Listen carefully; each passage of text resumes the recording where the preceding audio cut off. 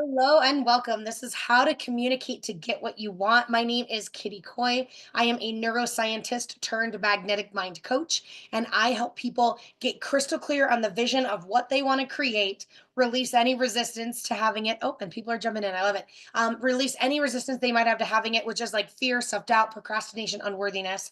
So we can step into our dreams, and the magnetic mind part becomes when you get clear about what you want and you release any roadblocks on the path to getting it. As soon as you take action, when you take one step towards your dream, your mind becomes a magnet and your dream takes 1,000 steps towards you.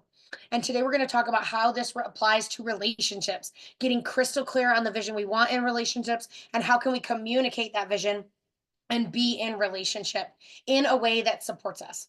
And these apply to all of our relationships in our life because we're talking to everybody. So let's get straight to it. Communication, when it works well and is beneficial for relationships, and when relationships are going amazing, it's like a beautiful dance. People are moving, and I use this kind of like intimate partnership model for these pictures, but in general this is all relationships in your life. Could be personal, professional, like intimate, associates, it's everything.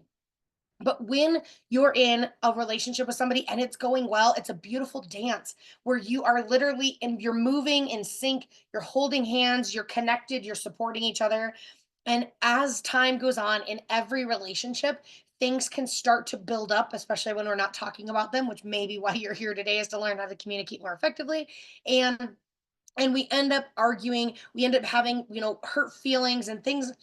uh Negative things can happen in these relationships when we're not communicating effectively. And communication is an art form. And I consider myself a master communicator, and I'm still working on this all of the time. But communication is truly an art. And so when you're in a mastery place of communication, it's like this beautiful masterpiece. Like it is a painting that is so wonderful and so amazing. It just like it makes you feel all these positive emotions. Same things when your communication is going very well. And when we're not communicating well, it leads to misunderstandings and very weird looking pictures like this one. And I just love this as like a visual example of like when we're in a mastery level, it's like it's Monet, it's Van Gogh, it's these beautiful artists. And when we're in misunderstandings around communication, it's like a kindergartner that didn't get doesn't have the skills to create the picture the way it actually looks. So now let's get started. Generally speaking, how we get to the place where we go from this beautiful dance in relationships, in our conversations, to this place where we're arguing, we're not seeing eye to eye, there are misunderstandings. Every time we have an argument, every time we are upset and we don't say anything, every time we're silently judging the other person, or maybe we're outwardly judging that person, whatever that is, it's just another brick on the wall between you and that person. And we create these walls by the conversations we're having or not having. And so when we're putting bricks on the wall, what happens is this wall can become so big and so tall that we can't actually even see the person on the other side of this wall. And that's when we get into real trouble with relationships. That's when things start to go really south and you get in, negative situations in your conversations, whether it's like if it's personal, it could be breakups or divorce or, misunderstandings with your loved ones. It could also be professional conversations kind of gone wrong, or we think we're communicating something, but it is not being received in the way we're working on sending it. And each time that happens, it's just another brick on the wall. And I already said this, but this applies to every relationship in our life. So just take a moment and think about a specific relationship where you might be having some communication challenges or you're looking for tools to better communicate to this person. And I want you to hold and if it's multiple people, that's totally fine, but at least one person, bring that person to mind. And as we go through this presentation, start thinking about how can I be applying these tools that I'm going to teach you and this information to the conversations that I'm having with that specific person or that group of people or whatever it is. So I would just encourage you to hold that person in mind. All right, we're going to start off by talking about direct versus indirect communication. And I'm going to explain this first in a story. So I actually heard this is a very real story that I heard of there was a CEO at a top level company, and it was amazing, and they had an executive assistant, and the executive assistant had a good paying job at a great company, like good benefits. Like, why would you ever leave? And she chose to leave her job. And when human resources interviewed her in her exit interview and said, well, why is it that you're leaving? And she said, my boss doesn't like me because they never say hello in the morning, they never ask me how my weekend was. They're just so cold and blunt, and they walk in and tell me what they need to be done. So obviously they don't like me. I must not be a good fit for this job, so I'm leaving. So what happened in that situation is direct communication from the boss, and it was received in, like, the supervisor in that situation. It was received in a way that didn't feel good to that person. So we can be direct or indirect in all of our communications. This is written, verbal, and auditory. Like, we can hear, like, or we can, oh, more people are jumping in. Okay, we can speak directly, we can hear directly, and we can write directly, basically. So the benefits of having direct communication is it's straightforward and it's clear. An example of direct communication is, I'm hungry, could you please go make me a sandwich? And I'll give you another example later. So it's straightforward, it's clear, the person knows what you're asking of them. It's concise, it saves time, because it's just, instead of, telling them a whole story or saying, well, would it be okay if, like, do you think you could do this for me? It just said, could you please make me a sandwich? And it reduces misunderstandings because it's very clear, and the instructions are not misunderstood, but the intention, the energy, the emotion behind it can be misunderstood. Because the cons of direct communication, and there are pros and cons of everything, of course, the cons of direct communication is it can be received as blunt, harsh, uncaring, authoritative, like, it just cold, curt. That is what that the employee in that situation was saying, is they felt that their boss was harsh and cold. Obviously, they were making up a story about what their boss's communication style means. And that's really what it is we start, that's really the root of all communication issues, is we make it mean something that the other person isn't. Like, there's two different meaning. Somebody said it with a meaning and somebody received it with a meaning, and communication errors come up when those are not in alignment. So in that story where the employer was, that person was just being direct, they were like, I'm saving time, I don't have time for pleasantries. They were being received as blunt and cold and harsh.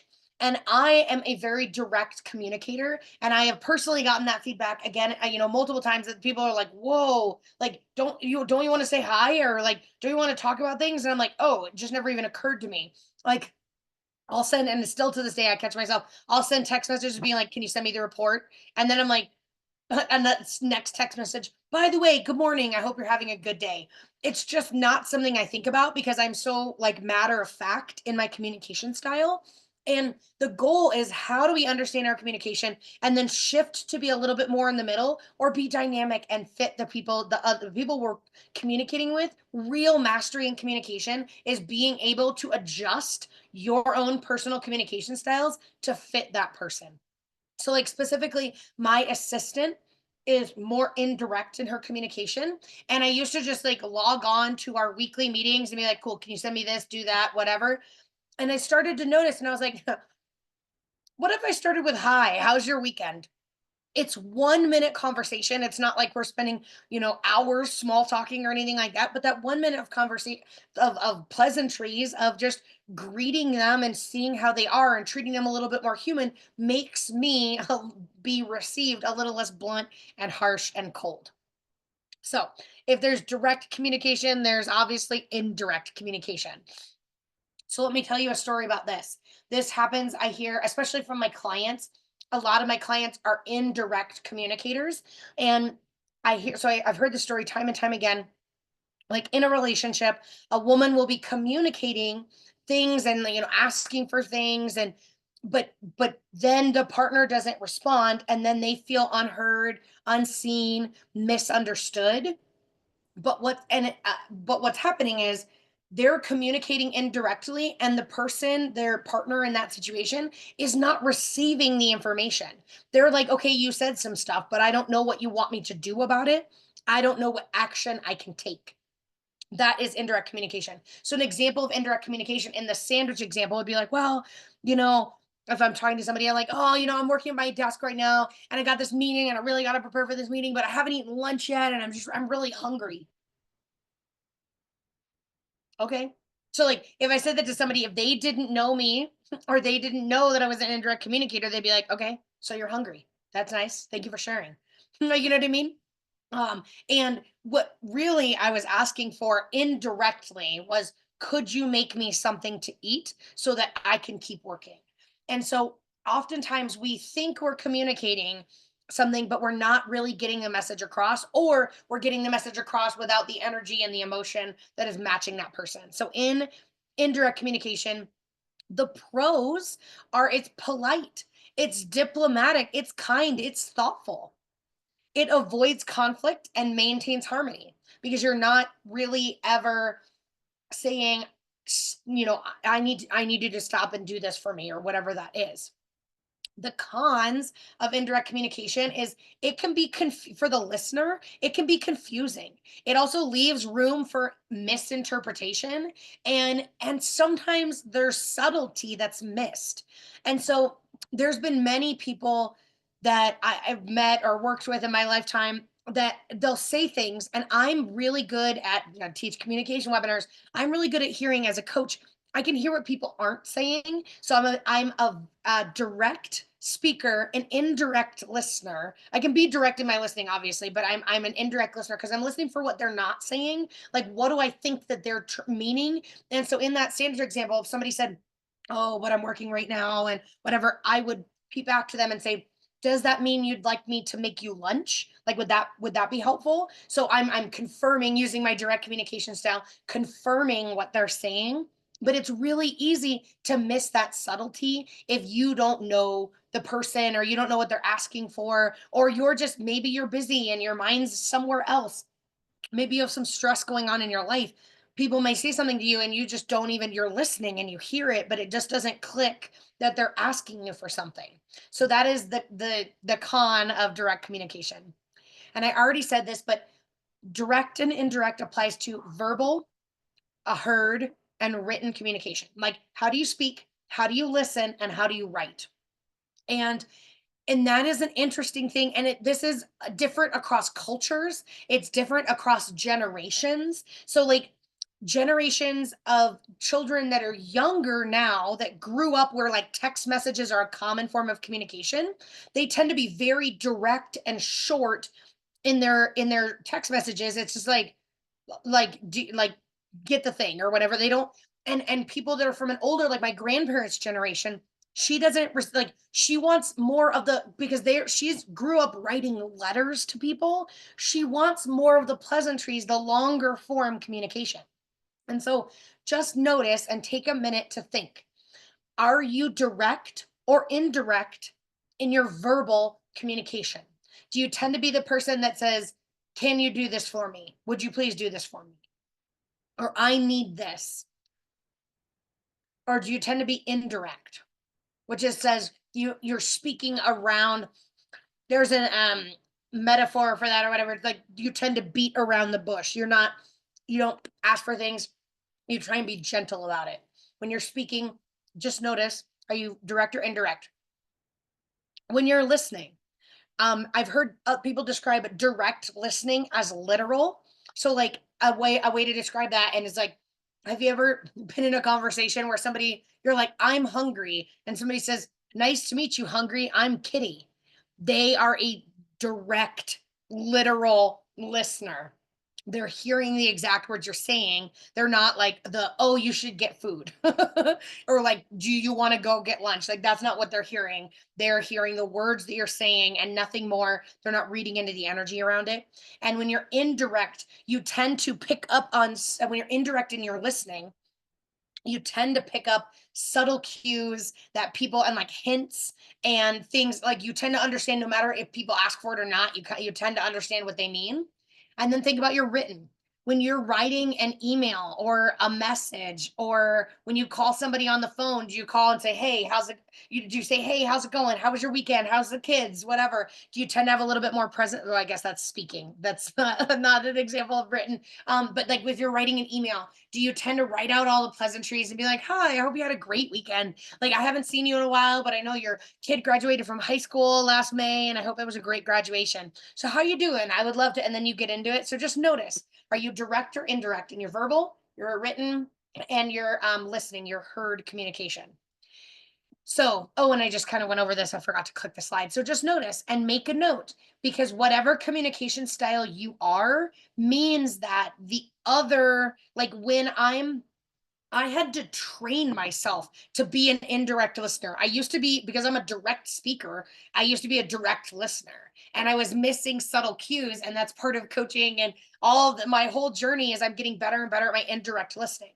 So the goals for communication is always to understand your own styles, the pros and cons. And so I know that if I walk in a room and I'm just like, I just say something and I get straight to business, and people kind of like give me a weird look. I'm like, oh my gosh, I wasn't even thinking, how are you? It's so nice to see you. Would you like a hug or whatever that is? So, understanding your own styles, understanding other people's styles based on their reactions and responses, or whatever information, whatever conversations you've had with them. People are always telling you, whether now that you know what direct and indirect is, like start thinking of that person I told you to hold in their mind. Are they an indirect or a direct verbal communicator? Or do they listen direct or indirect? So the goal is understand your style, understand other people's styles, and then be able to adapt your own communication style to better fit the situation or the person that you're communicating with. This is really the mastery level. Like I said, the Monet picture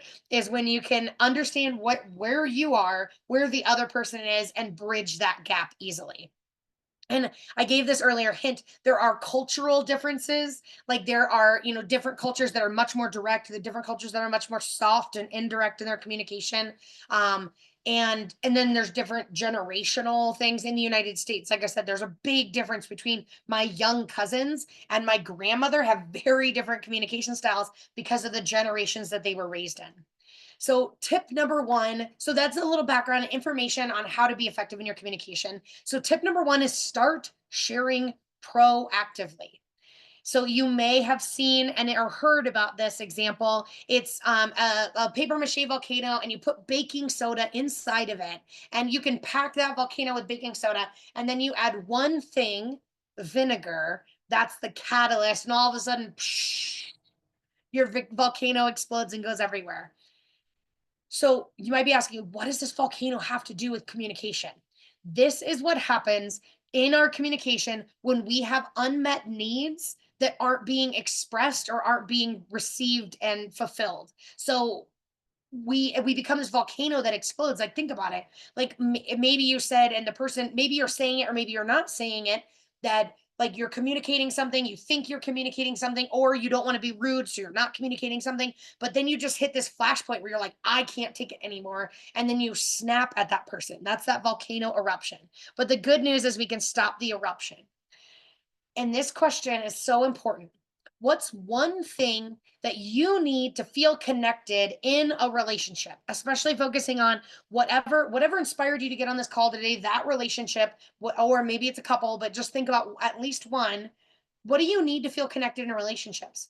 And hint, if you don't know, it's probably your love language. And if you don't know your love language off the top of your head, I highly recommend, it's a free test you can take online. It takes like 2 minutes, and it really showed, maybe 5 minutes. It really shows you, like for me, my love language are acts of service and quality time. So what I need to feel connected in a relationship is people that take the time to, answer my phone calls or call me back at some point, answer my texts within a month or something, or they actually carve time in their calendar, like in my friendships. Like, and I've communicated, once I got clear that this is what I need, I communicated that to all my friends. Like, I really want to be seeing you maybe 2 to 4 times a year. How can we figure that out? Like, what do you need to be in a relationship? I just want to spend time with you. Like, how can I support you? Some people, there's all sorts of different love languages, but if you don't know if you've never thought about what you need to feel connected in a relationship, it's your love language. And just notice, have you expressed or even acknowledged this as a need? Because I didn't even know how much I expected this but didn't communicate this until the world shut down because of COVID.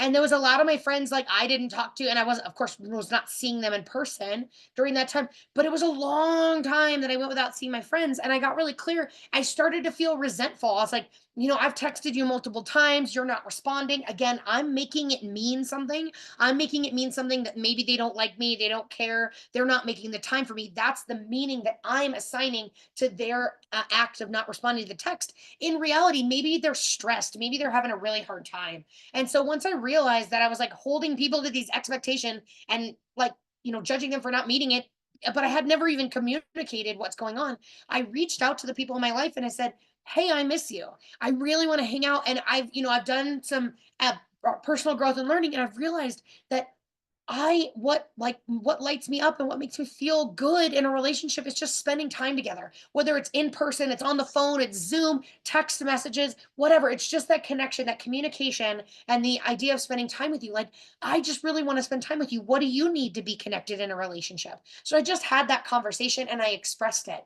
And what's amazing is almost every single person in my life was like, "Yeah, I like that too. I want to hang out with you. It's just life has gotten busy and I'm sorry about that. What can we do? What about going to drinks next Tuesday or whatever?" Like, and so when you get clear on your needs, and this is the next slide, you avoid the explosion by getting clear on what it is you need in the situation, from that relationship, in that conversation, whatever that is. And then communicating your needs calmly and clearly in a way that creates win-win situations. Because I didn't approach the people and say, "I need this, deal with it. Like, you need to spend time with me." End of story. I said, "Hey, I noticed that this is something that I need to feel connected. What do you need to feel connected? Like, what would help you grow our relationship? Like, do you want to grow our relationship? Are you happy as it is? Do you what would support you in doing that?" And so we created, and these people, some people were like, "Oh, Kitty, I'm so sorry. I've got little kids. I'm not able to spend time with you." And I was like, "What if we did a text conversation like once a month?" And I was like, and we just went back and forth, just like, if you think of me, send me a text and we'll just like send a couple texts back and forth, catching each other up. How about that? And then other people were like, "Oh, I really like to spend time in person and give hugs." And so I created win-win situations by just getting clear on what I needed and communicating that. So creating a safe space to communicate things regularly is essential in relationships for them to last. And again, I kind of use the intimate partnership framework, but this applies to all of your relationships. Creating a safe space where people can bring things up to you. So I've had multiple times in my life where people have had the courage to say things to me that and they're like, "Oh, you said this and it hurt my, you said this and it hurt my feelings, and I just want to talk about that because like whatever." And they share the sign and I'm just like, "Oh my gosh, thank you so much. Like, I really appreciate you sharing that with me. I do my best. I don't get defensive and say, 'Well, you should know,' whatever. That's why I said that. I just say, 'Oh, thank you so much for sharing. Thank you so much for feeling safe enough to share with me.'" And so I do my best in all of my relationships and all my situations to overtly communicate to people that it's safe. It's okay. Like, I am willing. I love to talk. I love to have conversations. And it doesn't matter if it's a hard conversation. I'm willing to go there. Like, I want to have good relationships. So I'm willing to do whatever it takes to create those relationships. So I'm consistently communicating to people in my life that it's a safe space to communicate their needs or whatever that is. I love uh in family relationships and intimate partnerships, having a time where you sit down in a if you're like in an intimate partnership. I call it the state of the union, is what I call it and what I do. So like in my marriage, we have time every Sunday that we plan the meals for the week. We forecast who's doing what on which day, who's responsible for taking the dog to the groomer or whatever it is, communicating basic needs. And then also like saying, is there anything that happened this week that you want to talk about? Like this is a safe space that we can discuss these things so that it doesn't go months and years and weeks and whatever with those feelings kind of swept underneath the rug. And when you create a safe space to communicate regularly, every week it is a lot, but at least every couple weeks, couple times a month, just saying, is there anything that you want to share with me? Like in an open-hearted way and just approaching that really does a lot for relationships. So, tip number two is mastering tough conversations. That's what I talked about a minute ago. I was like, I'm willing to go there because I have the tools for conflict. And by the end of this, you will too. By the way, I also teach a webinar, a free webinar. I think it's coming up next month, but I can also send you the recording if you're interested. It's on YouTube of how to stop conflicts in your relationship now. And basically, just how do you recognize and manage conflict? And how can you see conflict as a gift? So, in order to minimize conflict, don't share in the heat of the moment. That's why it works so well to do that like weekly saying like, is there anything you want to share with me now? Is there any time your feelings were hurt or you didn't feel comfortable saying things? When we share in the heat of the moment, our emotions are high and it's easy for us to say things we don't mean. When your emotions get high, your nervous system gets triggered, you go into fight or flight. And that actually, I didn't share this, well maybe I did share it earlier. I'm a neuroscientist, so I like to think about things from a brain perspective. When you have these heightened emotions, you shut down your nervous system. That sends cortisol, which sends a signal to your prefrontal cortex, which is your decision making and your logic center. And then that starts a loop in your to your amygdala, and it just forward feeds. And literally, it shuts down your logic, your reasoning, your capacity just shuts down when emotions hit a certain level. So, not sharing in the heat of the moment and sharing at a time later where you're both like calm, cool, and collected is really beneficial in relationships. Another tip to minimize conflict is watch the energy and the emotions that you're bringing to the conversation. If you're like, yeah, I hear what you're saying. Yeah, I'm sorry. Did I feel like I was sorry? No, my body language isn't saying that I'm sorry, and my tone, my energy. Yeah, I'm sorry. It's like that is not received as like, oh my gosh, thank you for sharing. I'm sorry. Like, do you see that, like, my body language, my tone, the energy that I have on that creates a massively different response, even though the words are the same.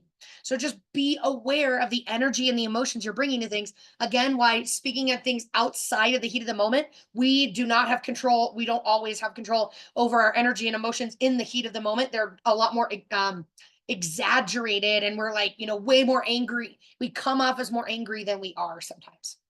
So when you're sitting down and having your conversation at a normal time where you're both cool, calm, cool, and collected, set the intention of the conversation.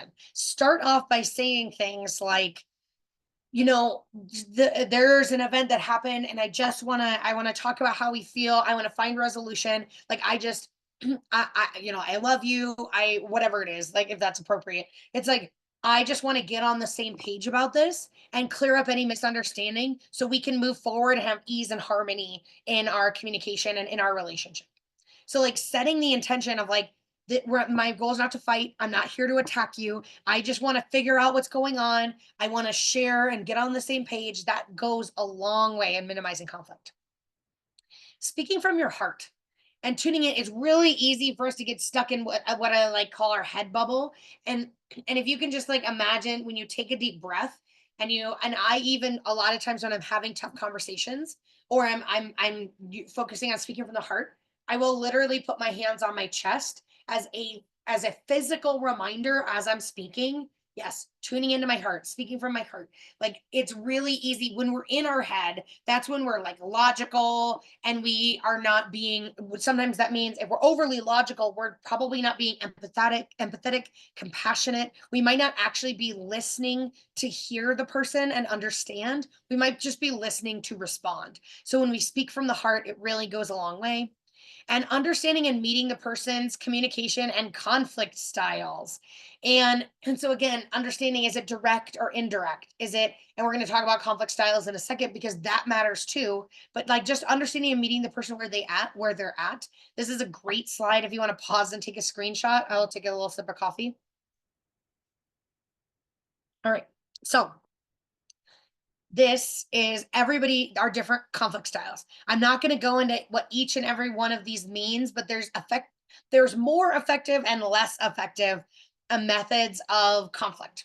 So obviously avoiding the conflict entirely is not an effective way to manage conflict, because when you avoid conflict, it just leads to more conflict. Competition is like creating the like, I've got to be right. I've got to prove to this person that I'm right and they're wrong. Accommodation is it's neutral, it's just kind of in the middle, and it's like, okay, you have your piece, I have my piece. This is like the agree to disagree. Like, I'm not really listening because I'm not like, and maybe you are listening, but like, you can't change my opinion. I'm right. You think you're right too. That's okay.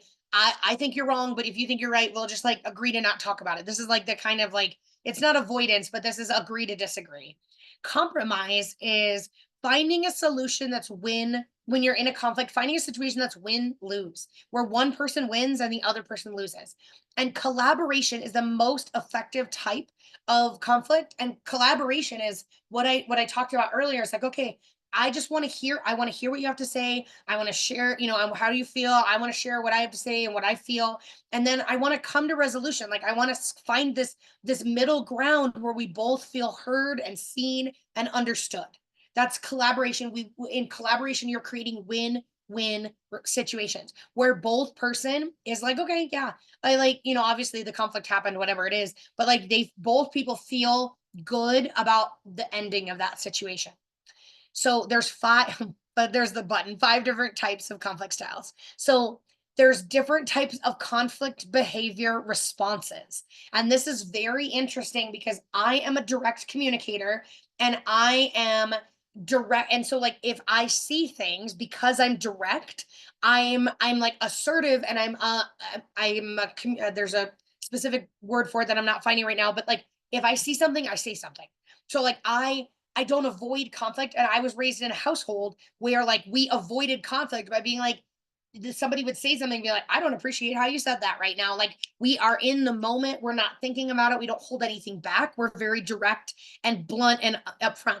My husband was raised in the opposite type of household where they would have, they would avoid conflict, and then they would be the volcano that explodes, and then they wouldn't come back and talk about it. So he had all these ideas that conflict destroys relationships, is a really bad thing.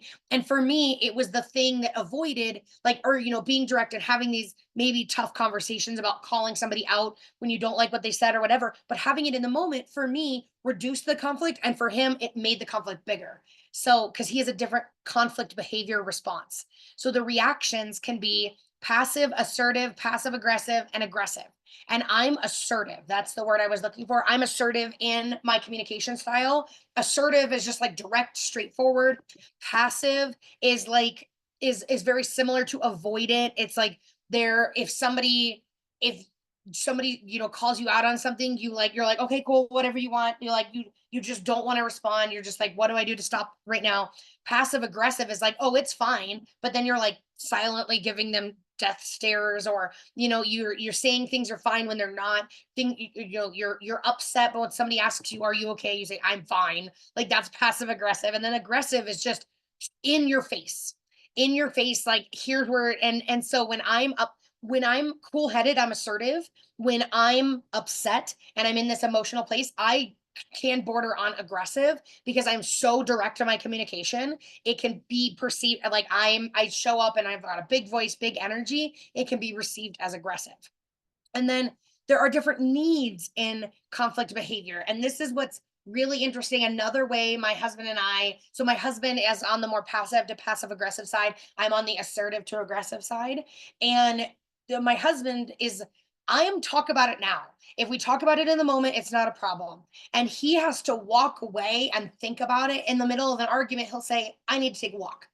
And I used to think, no, you're running away from the conversation. And I used to almost kind of chase him because I didn't understand his conflict behavior response. This is before we were married, whatever things we've worked through. But now I know that he needs that time, and he's like feeling overwhelmed by emotion or whatever it is. He needs to like take a few deep breaths and walk away just to clear his thoughts. And so when you understand the conflict, the communication styles and the conflict styles and the conflict behavior styles of the people in your intimate family, like in your family, the people you live with, the people you're, having in a relationship with, it's really helpful. And it really does a lot for communication because I used to say things like stop running away, and I would say things that he would perceive as hurtful, and he was just responding and taking care of his own needs. So I just wanted to share that. So tip number 3 is learn about communication tools, which good news, you're doing that today here in this webinar. But here's some more is the rules of fair fighting. And there's also, I want to share, there's a book, they have a book, a course, and I think it's even an app called Nonviolent Communication. And it teaches about fair fighting. It's really, really good. There's the app, or the course I took for nonviolent communication is from an organization called Sounds True. And you could just put nonviolent communication course and it'll pop up if you're curious. But the rules of fair fighting is to take responsibility for your emotions. Oftentimes, we are projecting our emotions on the other person where you're angry and you'll say things like, stop being angry. And they're like, I don't feel like I'm angry right now. And so just take responsibility. What emotions am I feeling? Be aware of your emotions, acknowledge your emotions, just take responsibility. Okay, I'm angry, which means it's probably not a great time for me to have a conversation about it. The aim is to find a resolution. And I already kind of mirrored the rules of fair fighting and the examples and the stories I just told, but I want to give you the actual steps.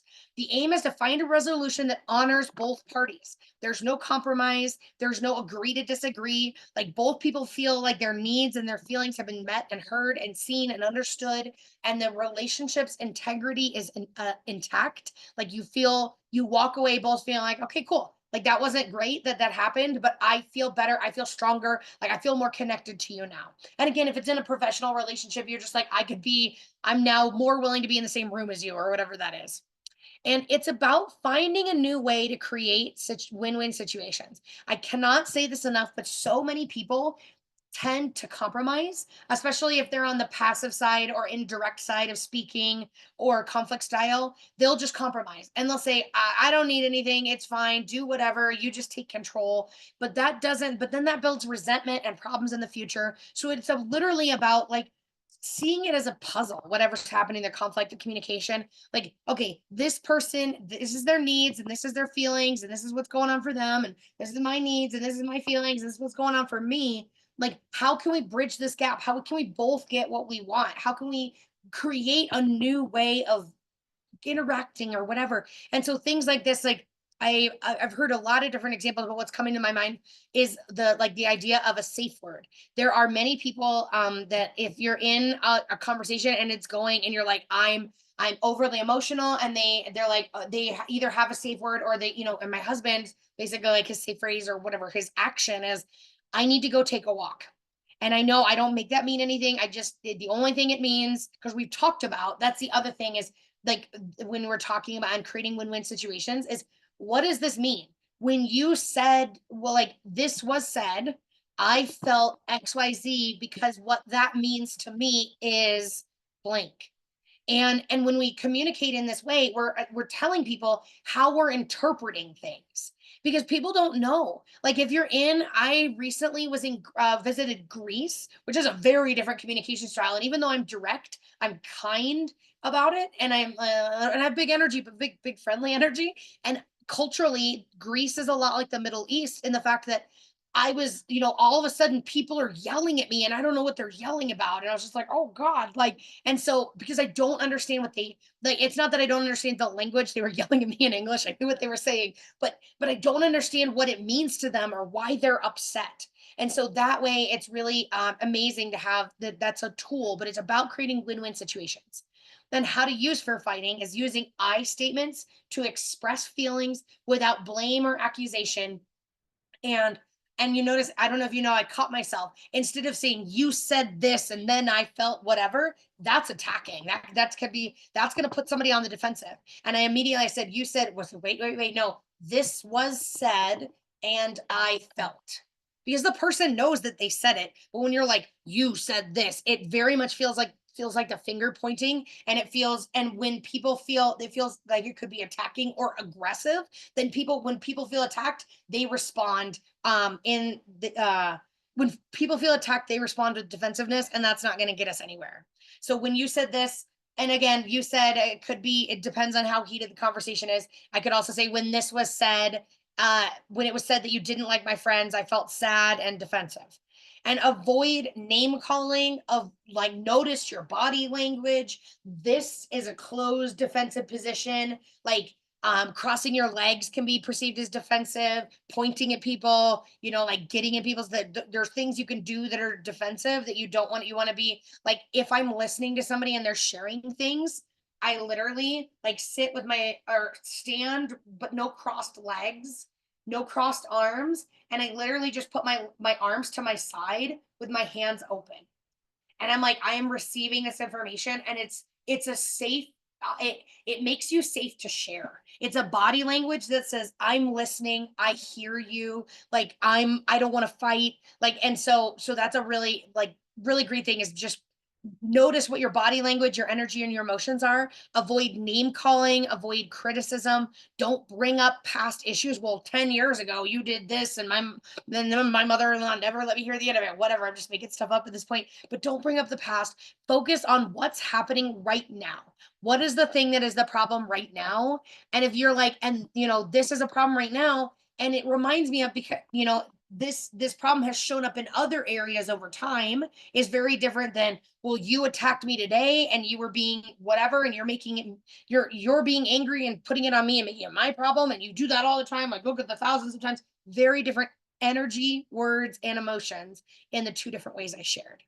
So it's really about, I did this because these people are obviously connecting heart to heart. So this is another way. You don't have to, it, if it's your family and you want to touch them, you can, or your intimate partner, whatever, you can, your friends, you can. If that feels comfortable, you don't have to. But I just wanted to mirror that, like, look at that person, looks like she's listening to this person. So I just wanted to say that that's the amazing thing. So there's 3 types of listening, and then we're going to get into the next tips. You can listen to agree, which is basically saying, I already know I'm right, and so are you. So you're not actually listening. You're just listening to confirm whatever it is they're saying. You're listening to disagree, which is basically saying, I already know I'm right and you're wrong. That's when you're listening. And like, it's so interesting. My father does this a lot. He listens to agree or listens to disagree. And he like, and I receive his communication style as very argumentative, because I'll be saying stuff and then he like repeats it back at me. And I'm like, well, yeah, you just like, yes, that's what I said. Or I'll say something and he's like, well, here's why that's not true. He's listening to agree or listening to not agree. And those are not the most effective types of listening. The most effective type of listening is to be with that person. You're actually being present. You're not listening to respond. You're not judging. You're hearing the words that they're saying and being open and curious. Like, okay, what part of this, or what part of their saying like resonates with me? And you're being self-reflective. And I heard Dr. Sherzad Chamain does a positive intelligence, said, and he said this one thing and it's been a game changer. So I'm going to share this phrase with you. And it's really helped me understand when there's times where I'm like, I'm right, they're wrong. Or, people are saying something and they're like, well, this is how I received that, whatever they're saying to me, and I don't agree.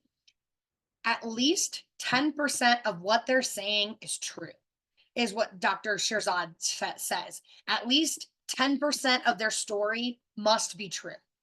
And so, because people, if you're like, hi, how's it going? And people, if you're feeling good, has anybody ever walked up and been like, yeah, you're angry? It's like, no, because so if we're like, hi, how's it going? And people are like, whoa, are you upset? You're like, no, but like, you're like, okay, they're receiving me there. Am I really upset? Oh yeah, there's something that I'm really stressed about this thing, and it must be coming off in how I'm showing up to people. So just being self-reflective and how can I be with this person, be fully present in what they're saying in the moment.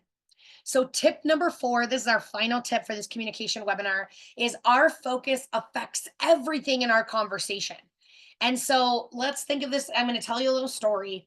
And imagine that it's been a long, hard day at work. In fact, it's been a long, hard week. And you're in the office and you go and you pick up the trash from every trash can in the office and you tie up the bag and you carry it out and then you put it in your car.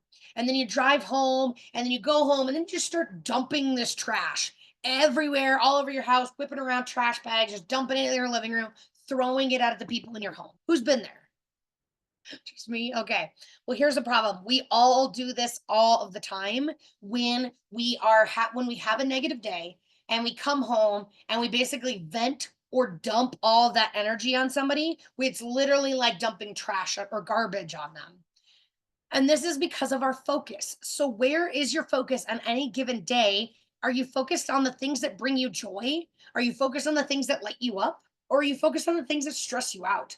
And we're not nobody's ever perfect in this, but like in general, you know what your focus is. Oh, wait, I'll just spoil it. It's on an upcoming slide. I think you know what your focus is because the last time that somebody asked you, how was your day?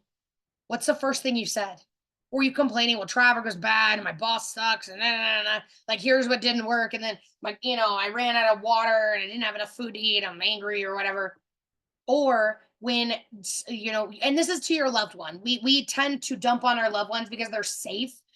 We don't if we meet a stranger and they're like, hey, how are you? We're not like, I'm having a bad day, and here's the 25 reasons why. We feel comfortable with our loved ones and our friends, and that's why we tend to dump on them more. So the last time somebody asked you, how was your day? Did you lead with joy or did you lead with negativity? And one of the best things you can do is to start leading and focusing on joy and it's so simple, and you've heard it a million times, a gratitude journal. I like to write down every morning when I wake up 5 things I'm grateful for in the morning, but it's not just writing it down. It's feeling the energy and the emotion of the gratitude. It's like, oh my gosh, I'm so grateful for my puppy who's snuggling me in bed right now. I just love her and I'm so grateful. I feel so good. Next thing. And so when I focus, I write 5 things in the morning and 5 things in the evening. And sometimes I often don't even write them down now, but I say either out loud or in my head, here's the 5 things I'm grateful for this morning. Here's the 5 things I'm grateful for this evening, because that's training my mind to focus on the joy. Because you have the power to shift everything by shifting your focus. When I focus on what lights me up, what makes me feel good, then I'm sharing that joy and shining that light onto others instead of dumping on them. And our lives are, for the most part, our lives are basically 80% positive and 20% negative. But because in caveman times, it was life or death to remember negative things, our brains are actually amplified and wired in such a way that we remember the negative and amplify it by like 3 times. So even though it's only 20% negative, it feels 60% negative. And because in caveman times, if a snake slithered into and bit somebody and they died, your life and your family's life remembers on you remembering the coloring and the patterning of that specific snake so that you never get bit again. So, like, literally, our brains are hardwired from caveman times to really focus and really amplify on that negative because our lives depended on it thousands of years ago, millions of years ago, whatever. But the problem is when we get in a place, let's say you're having a bad month, a bad year, a bad week, whatever it is, and you're going through a breakup or you have these things in your life that are more negative, and this shifts and suddenly your life is about 40% negative and about 60% positive. Well, that 40% feels like 120%. And that's when we really start lashing out in our communication and in our relationships, and we dump on people a lot more because we feel overwhelmed by negativity. Even though it's only 40%, it feels like 120%. So, reflection time. How was your day? The last time somebody asked you, how was your day? You know what your focus is because of how you answered that question. What's the first thing you said? Because a lot of times I used to know, I'm like, oh, well, traffic was bad or whatever, but I had a good day overall. I love but I would always lead with the negative. So I've just flipped that and started to lead with the positive. And I want to acknowledge that our lives are not always like sunshine and rainbows and kitty cats and puppy dogs. Like, bad things happen. There are hard conversations. We have hard days. But the point is, how can you find and being happiness comes from being able to find one little tiny sliver, like the silver lining in the cloud, the gold at the gold at the end of the rainbow after the storm. Like, how can we tune in and find one learning, one positive, one way we can grow even in the darkest situations. And I practice this as a life philosophy, and it is amazing. I had a childhood filled with like negativity and abuse, and it was really dark and really scary and really hard. And I can even look at that really challenging time and see the gifts of like, well, the the not being cared for by my parents made me independent. I'm really good at taking care of myself. I'm really independent. I'm also, like where can I find these gifts? What are the skills that I learned from this negative situation? Or maybe, I learned maybe you were in a situation where somebody broke your heart or whatever. And it's like, oh, I saw a warning flag, but I ignored it. Like the silver lining is that I can try I can trust my gut. Like I can walk away with some amount of learning. And what the real cost is if we don't stop dumping trash on the people, garbage on the people in our lives, we're using them for punching bags. And I don't want the people in my life to be a punching bag. And I just was unconscious of what I was doing when I'd come home and complain about traffic, complain about my boss. Oh, no, no, no, no, no. I was just dumping on the people, and they wanted to support and love me. And I felt better. That's what an interesting thing about venting. People are like, I just need to vent. I need to get this off my chest. Unless the person is like, yes, I will be here, I will hear you, I'm whatever. But if you're just like, I just need to vent, and you just start dumping on them and they haven't said, yes, I'm willing to receive your venting, you're just using them as a punching bag. And unfortunately, this is what most of us do. We don't ask if it's okay if we can unload some negative energy or have some like heavy conversation with people. We just start saying these negative things. And if you use the people in your life, if you use your community, we unconsciously use our communication as a weapon sometimes, and we're just beating up on the people we love. And what is the cost of that? It's just another brick on the wall between you and whoever you love, all of your relationships in your life, every argument you have, every time you dump on them, every judgment you have is just another brick on the wall. So, what if you could check your emotional baggage at the curb? What if you could have processes, use these processes today to just check that energy and say, I don't want to use the people in my lives as punching bags. So, your homework, should you choose to accept it, is just to focus on the positive first. Because when we focus on the positive, we are shining our light. And again, even on the hardest days, start with like when I had like there was a point in my life where I had a job I didn't like. There was a lot of things going on I didn't like. And my husband would come on and ask, how's your day? I was like, I'd think about it a while and be like, I got a pretty good parking spot today. My lunch was good. Like really neutral, innocuous things that are like not joyful, but like I couldn't, I was couldn't think of anything nice to say. So I was like, what was okay? And so I started with that positivity instead of being like, oh, here's the 25 things I hate about today. And when we can tune into the positive, focus on the positive first, train ourselves with gratitude or whatever other practice. There's a lot of practice you can train your focus with. When we do that, we actually light up the people around us, and then they can light up the people around them. It becomes a ripple effect. So, are you ready to tear down that brick wall that you have built with ineffective communication styles and conflict and all of that? If you're curious and would love to learn more about how I might be able to support you in helping you shift your communication styles, I'm offering a free relationship reconnection session. It is a free 30-minute coaching call with me where we're going to talk about some of your challenges around conflict, communication, relationships, like what's working, what's not working, and just we're going to talk it through, and I'm going to give you some tips that you can use today to support you in having better communication and reducing and managing conflict and reconnecting in your relationships. And not only am I going to apply tools today, if it's a fit for us to work together, then I'll tell you the roadmap of moving forward of what it might look like to work with me, like how I can use my neuroscience based tools to support you in shifting your communication styles, being more self-aware around communication and conflict. I actually work with people to rewire their brain for more happiness and success. And so it's truly amazing. So again, this is just tips for immediately how to move forward and a roadmap of how I could help you. I'm gonna actually pop it in the chat if you're interested in booking a session. You have to book it today, and it's a free 30-minute call. I only have like a couple spots available on my calendar, but for November it's pretty full. So please take the opportunity to learn more of my like to get some skills, some tools, whatever you need. Please take me up on this offer to feel seen, heard, supported in your relationships and have effective communication and conflict. And with that, I am going to pause the recording and open up if anybody has any questions.